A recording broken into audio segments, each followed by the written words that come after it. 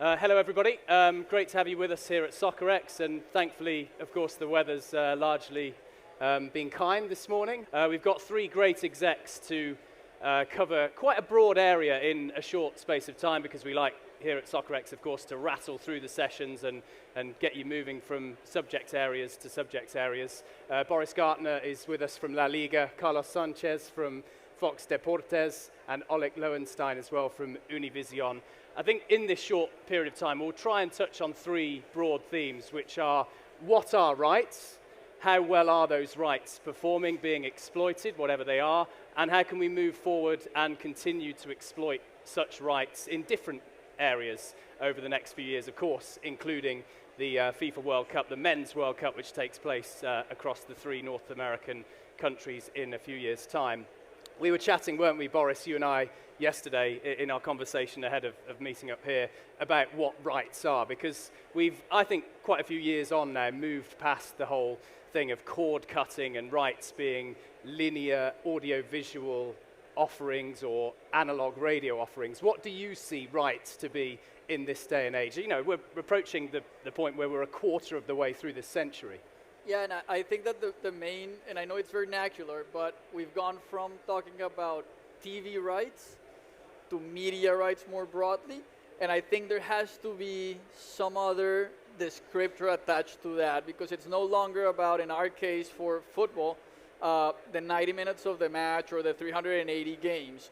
Of course, that continues to be a key component, but what you build around those 90 minutes of the game are probably as valuable as the live rights of, again, going back to European Football League, the 380 games. When you have a conversation with a media partner like these guys or others, it doesn't matter any longer if you're talking about linear or if you're talking about streaming, but it's more what's the value add that the property is bringing attached to the live rights and everything around it that actually makes it an interesting conversation or not. I think that in the current state of the industry, where you're seeing values, depending on the rights, either go backwards or grow modestly, the value proposition has to be what the property is doing to help the partner in their business model. It's no longer, here are the rights, these guys write a check, and we'll see each other in 4 years. It's a more collaborative process, and again, I'm expanding a bit, but that's why the rights conversation, it's more broader than just the trading of the actual games. From your perspective, Carlos, what do you see as rights in this day and age? Yeah, I think rights obviously have changed a lot over time. You know, we used to just focus on the game. Now it's platforms. In the case of Oleg and I think, you know, we have to discuss language because we live in the Hispanic world.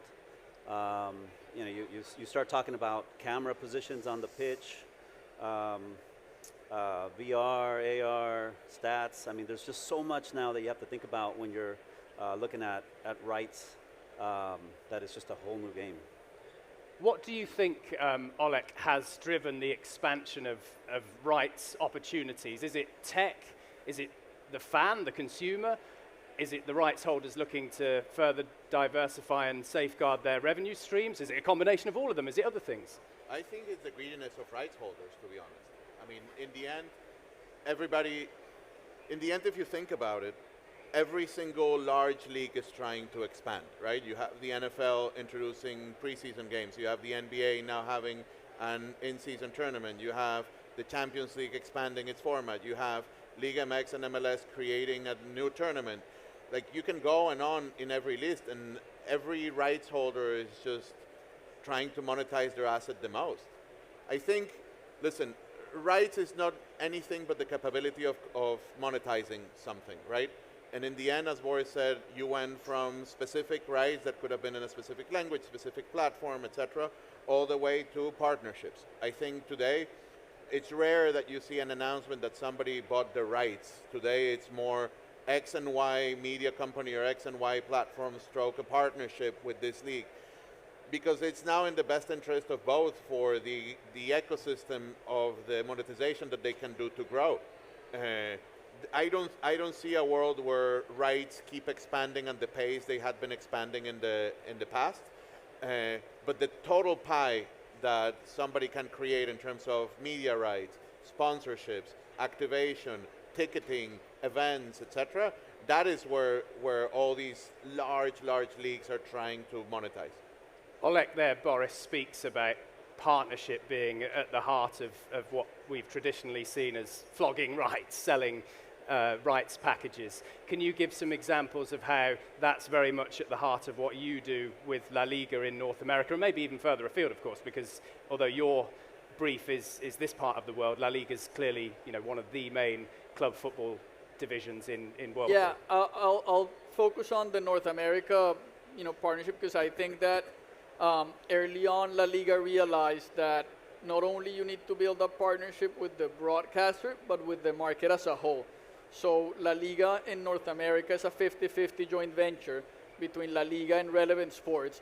And really the focus of that partnership is it's long-term, it's 20 years, and it's all about creating demand, getting the league and the competition and the clubs and the players closer to fans here, growing that audience, and building stronger relationships with the potential media partner. And those things have been really the key to the growth of La Liga in the past 5 years. In terms of the live rights specifically, we went from being sports to Disney with a specific focus on ESPN Plus and with an additional linear component to it.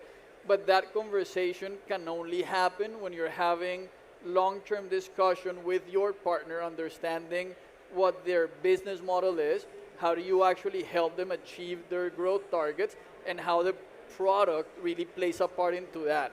And so for us, the shift from being that was primarily a linear offering, there wasn't really a streaming offering attached to that, in English and in Spanish with a traditional cable distribution, to a model with Disney where we have 380 games, all of them in ESPN Plus, in English and in Spanish, and that's the main focus, with a very simple user proposition. You pay ESPN Plus one fee a month, you get all of the games. You don't have to be going around and trying to look for the programming puzzles to find the games.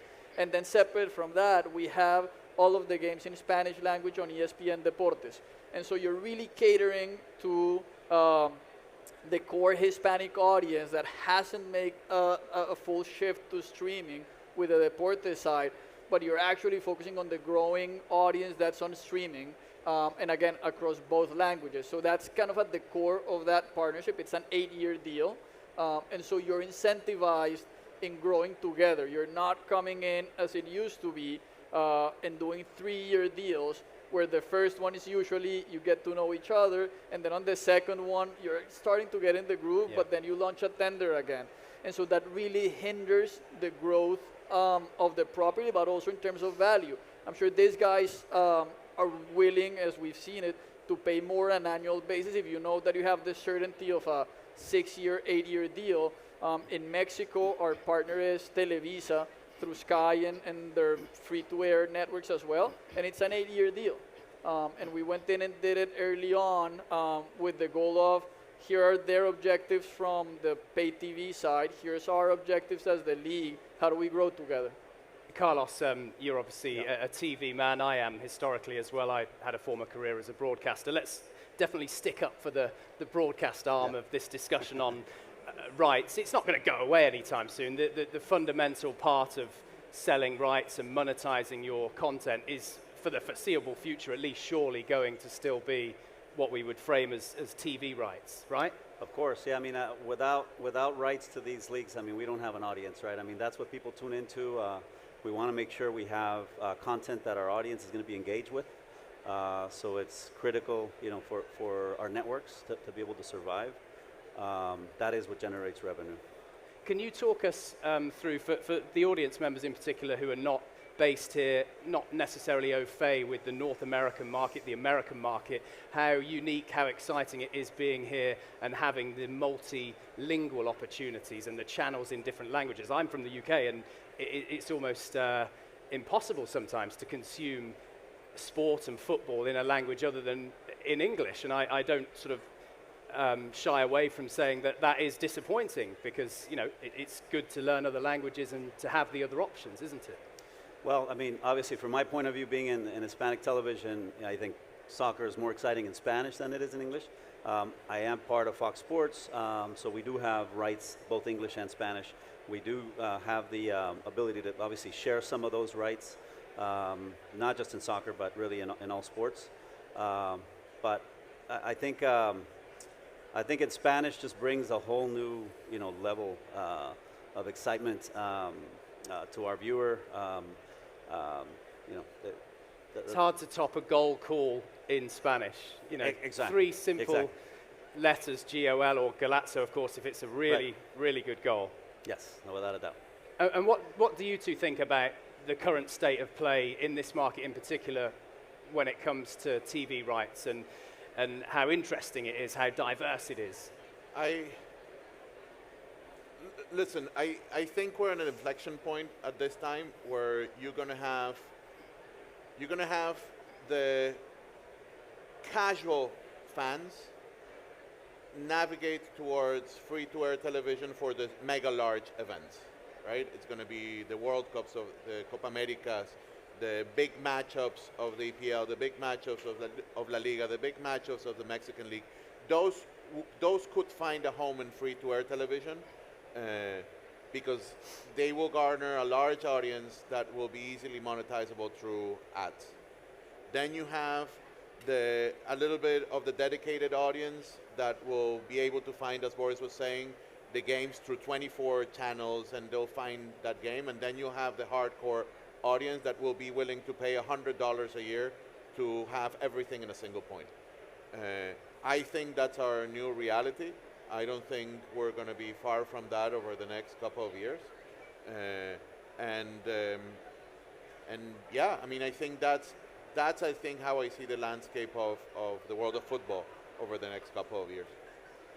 Yeah, and I think that actually if you think about the recent deals in the US for NWSL or even WNBA, you really see that there is an opportunity for certain rights to have a home on free-to-air that's not necessarily tied to the streaming offering, as Oleg was saying. So Scripps now playing a key role in giving a free-to-air audience to some of these rights that might not have that scale if they go with a different model. I think it's going to be very interesting to see the difference between the MLS, Apple model, everything one platform behind a paywall, and the NWSL model, which is completely the opposite. And I think that you have arguments for both in terms of the amount of money that you can generate in the short term, but also how do you think about this growing audiences with a sport like soccer that's, yes, it's growing, but still needs to go a long way and will go a long way in this market. And what do you go for? Do you go for the simplicity of everything behind the paywall, or do you go for maximum, reach and scale?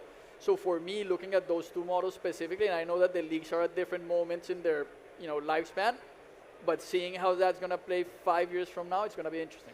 But to achieve reach and scale, in this climate now where digital's so important, I mean, digital is just consumption now. I don't think it's its own niche, personally. You can surely bridge the gap between not having a free-to-air offering on traditional TV and having one by using clips and social media. Can you not? No, you can for sure. And actually, it depends on the segment of the audience that you want to reach.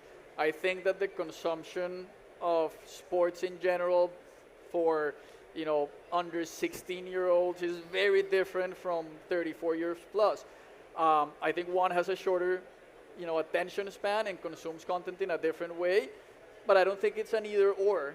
You have to play across the spectrum, and with all the fragmentation that you see, you better have a strategy that helps you reach that younger demo that's probably primarily through highlights on platforms like Twitch or TikTok, but you still need to cater for the larger audience that, to Oleg's previous point, is probably willing to pay versus this one that's not willing to pay. I don't think that there's one right or wrong answer. You really have to be very careful on how you chart, your strategy across all those platforms. Yeah, you can get reach with cats playing piano, right? I mean, the thing that the sport brings is its life. So having a live game at a specific point in time, you have advertisers that are willing to pay a premium for that, right? Somebody that's launching a movie release in a weekend, somebody that's launching a food promotion for 2 for 1, somebody that's wanting, you don't get that necessarily via clips, because clips on YouTube or TikTok can be consumed weeks afar from that specific uh, milestone that an advertiser wants to reach. I think if you look at ratings for television in the US, I, I might get the number wrong, but I think 97 of those are live sporting events, most of them NFL games. But if you expand the list to 150, I think it's only, all of the 150 are live events. Maybe and most of them are sports. So there is a lot of value still for advertisers and to capture that massive amount of audience in a single point of time. What would you say about how strong the football rights market is right now, particularly in this part of the world? In terms of consumption, I think it's very strong. I mean, I think it's no surprise. I mean, ever since the last World Cup in the US, the sport has grown immensely. I think in terms of rights, I think we're in an inflection point where the streaming platforms are not necessarily performing as well as everybody thought. I think the economy is putting a lot of pressure. I think the interest rates are making accessing capital more and more complicated. So I think from a rights acquisition standpoint, it's a very complicated point in time. From a soccer consumption standpoint, it's great. I mean, everybody's betting on 2026 to be the next explosion of the sport. So, Yeah, I guess my nuance to that is, if you look at the last 5 years, where there was a race to try and lock rights, doesn't matter what it is, Yeah. we need it on our platform. Everybody was willing to underwrite a model that was not necessarily, or didn't have necessarily, a path to profitability. I don't think, we constantly have the discussion, which I think it's pointless, of is the rights bubble bursting. There's no such thing. You're just going to have premium rights that will continue to go higher in price if you're actually bringing an audience that's differentiated and that the partner can monetize. And there's a lot of other stuff that honestly should be watched on YouTube. And it's not necessarily a play of just throw in as much as you can to a streaming platform because you need it for either reduced churn or user acquisition. That's going to be the main difference. And so is your property one of those must-haves or not? And then the strategy is probably very different for two different properties. I think Boris mentioned something important.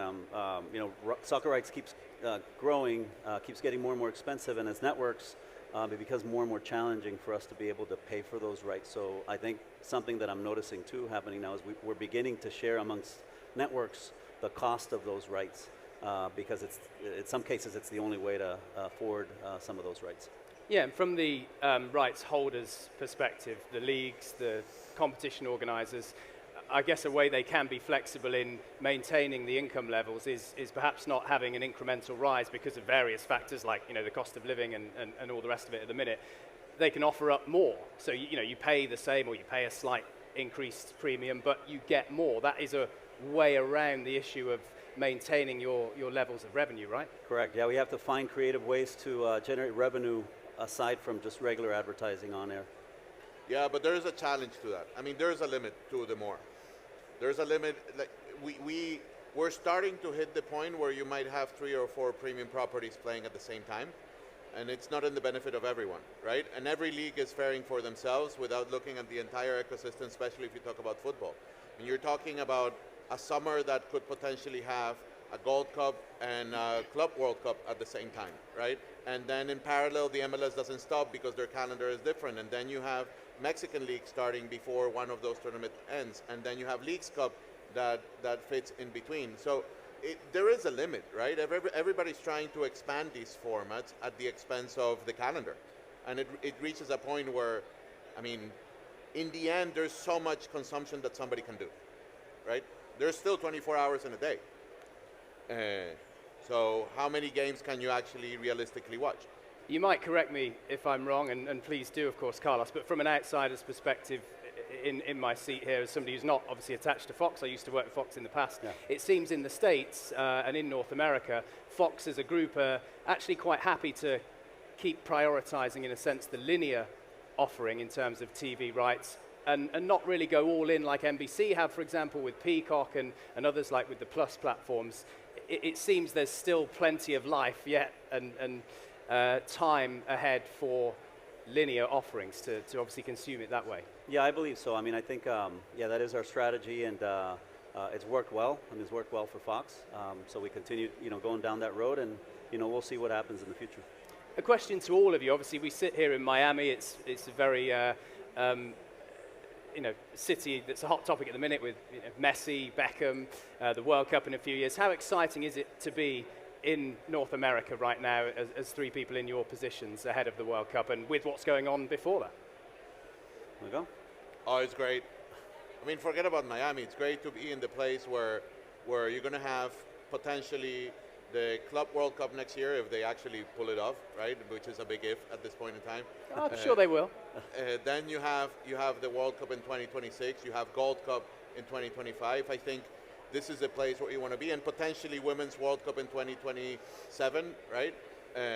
You want to be in, like, if you're a soccer fan, if you work in the world of football, this is the place where you want to be in the next 3 or 4 years, because that trickles down to everyone. International leagues, local leagues, grassroots soccer, that's going to trickle into everything. And the conversation has really changed from 5 years ago to now. At least for us, when we were starting the joint venture in 2018, there were a lot of conversations of just education around international soccer and hold on, but what is La Liga doing here? Your games are in Spain. Why is this market important? And if you get beyond the fact that this is the largest media market in the world, you have, to Oleg's point, the next 5 years full of soccer events. And even with the growth of women's soccer and the U.S. women's national team, the NWSL, there's a lot more cultural conversations around soccer. And so the conversations that we're having right now with media partners, with brand partners, and even with fans is not about explain to me why is La Liga here, but I get it. How can I be part of it? And that growth, again, leading to 2026 and beyond. So there's a chip that really has changed. And again, when you marry those two things, the largest media market in the world, and a true interest in soccer, that's not a one-off, but just consistent programming for the next 5 years. If you do the work in the right way, you should be able to grow the awareness and the presence of your specific league or product in this case, but also capture the value. Yeah, and I think, look, Messi coming to MLS, I think, has been amazing for all of us that are in soccer. I think it's just blowing up MLS, but also being in the U.S. and serving a Hispanic market that is so large is exciting for us, I think, as broadcasters as well. Being able to serve them with Mexican soccer, being so close to the border to Mexico, I think makes soccer for us very exciting as well. Looking forward then, gentlemen, in terms of how rights can alter, be exploited in different ways, what do we think about how we will see change, what areas of change will occur in the next few years? I'm thinking, immersive technology, VR, for example, data and stats, which we're starting to see exploited in a football sense, but, compare it to cycling, for example, we're a few years behind at least. What kind of areas do you think we'll be looking at? As I was saying before, I think the main thing is to understand that your fan base does not consume your product in one platform or in one singular way, but that you really have a fragmented audience. And it's not that you're going to be trying to reach them on all of them, but you really need to have a diversified strategy on how to reach them. And it's either with the live games, to your point, with the highlights. Is it through live events that you can put together locally to showcase your product, AR, VR, all that stuff? I'm sure that we'll get to that point. I'm a little bit more skeptical on the timing and the scale, but it doesn't mean that you shouldn't be testing and trying to see if there is an audience there. I mean, You constantly see more and more of the headlines of this VR, Facebook, I think it's called X Stadium or something like that. Yep. Interesting, if you can reach an audience that it's not watching on TV, sure, let's try it. But I think that there is a general, approach that you have to test and innovate. I think that if you look at what the NFL has done specifically with the alternate casts, starting with the Manning cast and now what Disney did with the Toy Story Outcast, that's a fantastic way to actually reach an audience that's probably not engaging with your product in the traditional sense. It doesn't have to be completely out of this world in the terms of the technology and the delivery. It might be as simple as having the right talent commenting on your game in a slightly different way, and those audiences start, to aggregate. On La Liga side specifically, we have on ESPN Plus the traditional telecast in English, traditional telecast in Spanish. We have for certain games a multi-cam telecast, where in one screen you have a larger window with the game, but you have a camera that's always on the coach and a camera that's always on the sidelines. You can never tell what they're saying though, can you? you can never tell what they're saying though, can you? So, but it's a fantastic way. Maybe there's that way that you consume the content in a different way because you're interested in what Simeone is going to shout and do. Sure, that's great, and I don't think that necessarily replaces the audience. It could be additive. So it's more about that, again, understanding the fragmentation and trying and testing different things. Yeah, I agree. I think the own data and gambling might change it a little bit for on-screen data, which if you compare the amount of dirt that we put on the screen versus what we do in Mexico in terms of dressing the screen, there's still a long way to go. But the change is going to be in consumption. It's not going to be like VR and AR. That's going to be for gaming, and I really don't see that being a broad. Look at where 3D TV is today, and I would even tell you where is 8K. Like when you're consuming sports here, you don't really care if it's 8K, 4K, or whatever it is. It's going to be on how better the product is. Maybe miking up the players, maybe getting closer, but AR and VR, I really don't think that's going to be anything anytime soon. I agree with both Oleg and Boris. One thing I think is important to mention is that I think we just have to be very careful with how much graphics and information and data and VR and AR we use in games, because I think it begins to kind of clutter the screen. So I think we need to keep a close eye on watching how much of that we use. But as technology progresses, of course, you can have the option as a viewer, as a fan, to limit that and to play around and pick your viewing experience, if you like. You can, especially if you're using, depending on what platform you're using as well. I think you can do different things in different platforms and let them choose without a doubt. And just finally, as we sadly run out of time, I wondered if we might quickly explore what part the athletes, the most important part of watching football, of course, can play in the future of rights. So we're going to see, a CR7, a Lionel Messi channel offering that actually owns rights to matches. Is that something? Obviously, you'll say no, we don't want that. But but is that something that maybe in collaboration with Fox though? But is that something that could be present in the next few years? I think so. Not as a replacement to, let's call it, the more traditional offering. And you've seen some cases where I think when Messi went to PSG, Piqué and Ibai, the streamer in Spain, ended up buying the rights for Spain and doing that. And sure, you were capturing kind of part of the conversation and the interest in Messi and the PSG. But I think that they very quickly turned around and did a sub-license to a traditional TV network. So as a way, again, I go back to my prior point, as a way to reach an incremental audience that might not be engaging with your product in a direct way, I think that you're going to see a lot of those tests. Is it scalable? I don't know. I don't think so. You have also the other, there's I think a YouTuber in Brazil, and they had for the World Cup part of the rights on his YouTube channel and some other parts of the World Cup in traditional broadcasting. Sure, we got to get past beyond the PR headline of why you're doing it, and is it actually really growing your audience or not? No, I think it's gonna shift the dynamic of social media platforms. I think today, if you think of the Facebooks, the YouTubes, they don't pay for rights for anything. I mean, they get a free ride on Cristiano Ronaldo posting and having millions of followers. I think what's going to happen is the dynamics are going to be them having more leverage to renegotiate with these platforms and saying, hey, I'll continue creating content. It's happening already. Continue creating content, just give me a bigger share. I mean, otherwise I'll move to a platform that's going to be willing to give me a bigger chunk. Because everybody wants to be part of the Leo Messi story and understand what he's doing on a daily basis. Same with Cristiano, same with Haaland, same with some of these players. So they'll just monetize that. Yeah, no, I appreciate that. You know, Galazzo's been so much more successful in recent times because of Messi's arrival here in the US. Well, thank you, Carlos, Boris, and Oleg. It's been really enlightening listening to you for this brief period of time. Do feel free to grab any one of us as we come off stage or message us on the app. But thank you for gathering here, and yeah, great to see you guys. Thanks a lot. Thank you. Thank you.